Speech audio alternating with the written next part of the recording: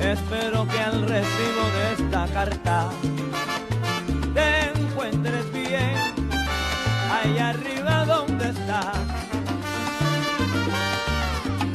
Que el Señor vele sobre ti, que no te haga falta nada, Dios quiera que seas feliz.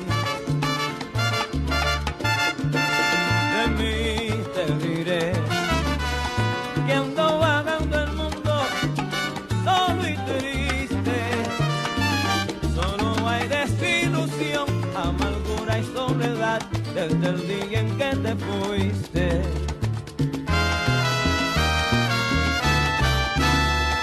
Te escribo porque sé que te aproxima, este es tu día, ay, el día de las madres.